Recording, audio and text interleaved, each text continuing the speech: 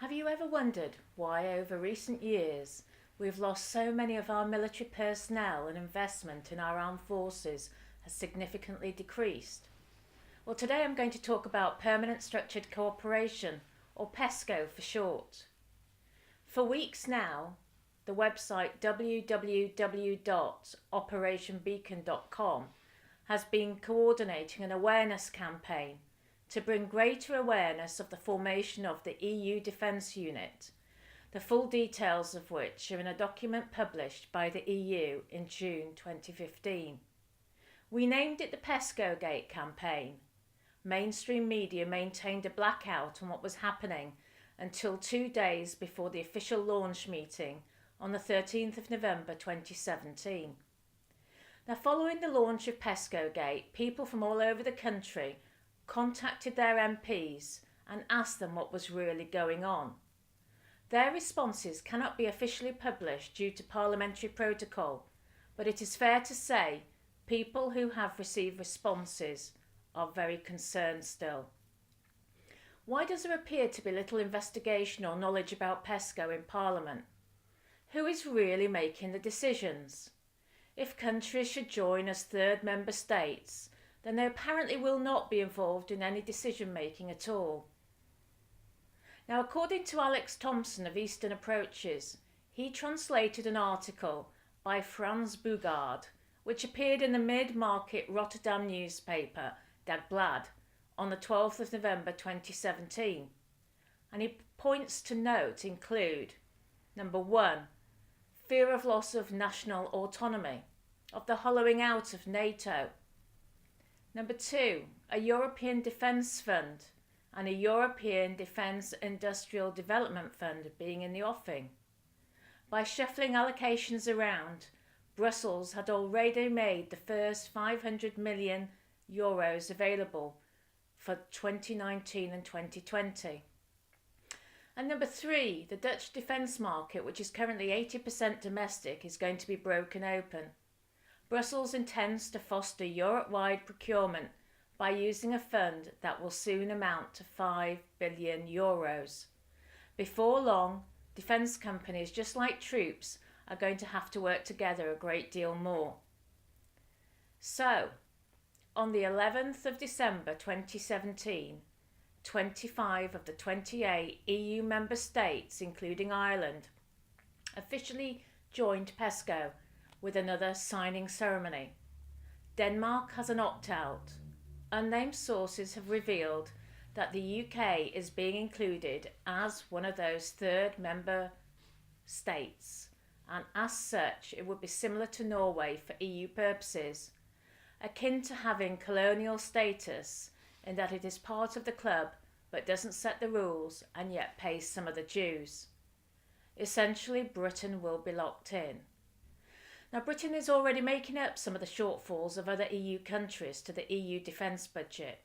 Unlike the other EU countries, we continue to pay 2% to NATO. We're one of only 5 NATO members to meet the alliance's spending target of 2% of GDP, alongside the US, Greece, Estonia and Poland. This matter was highlighted in a recent Henry Jackson Society think tank report, and suggested that our military contribution should be taken into account in talks about the Brexit divorce bill. The report goes on to name the EU states that failed to meet the 2% NATO target included wealthy Germany, Italy, Spain and France. Now, after we leave the EU, we could end up by being the prime contributor to this EU defence union. Well, Brexit is now covered on a day-to-day basis on mainstream media, but defence appears never to be mentioned at all. So what can we deduce from this?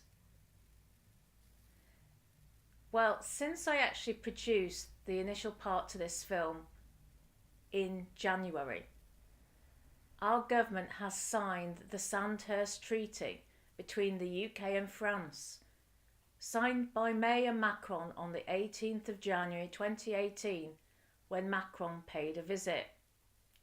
Now, the salient points appear to be that the government is freely admitting they've committed to deep, complex military interdependencies, but they never actually make the point that this makes it impossible for the UK to deploy strategic military assets unilaterally. Although this is obviously an inescapable consequence. There have already been examples of joint exercises and joint commands between the two countries, and the clear intention is to introduce a lot more. The UK is clearly seen as a vital part of the EU defence strategy. A combined joint expeditionary force already exists, and there is a clear intention to deploy it, not just for defence purposes, but overseas in scenarios up to and including full offensives, under the guise of peacekeeping. So there is a clear intention to develop a joint nuclear commission to discuss, or is it to dictate, nuclear deterrence strategy and policy. Military intelligence cooperation is to be extended. The following month, we woke up to the news that there were plans to cut our Royal Marines, with MPs warning that the SAS would be destroyed due to plans to axe up to 2,000 Marines and 2 amphibious assault ships. The Cross-Party Defence Committee said that the plans would leave the UK unable to conduct specialised amphibious operations, when yet every other major power was increasing such capabilities. So surely the writing is on the wall.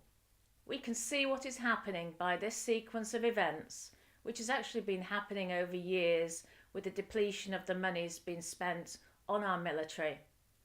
We've also been made aware recently that the civil service has included handing over our military to the EU as part of our exit treaty. So whilst the British public are focusing on single market access and customs unions, the real deals are already being conducted behind closed doors. Justice delayed is justice denied. We will take back control.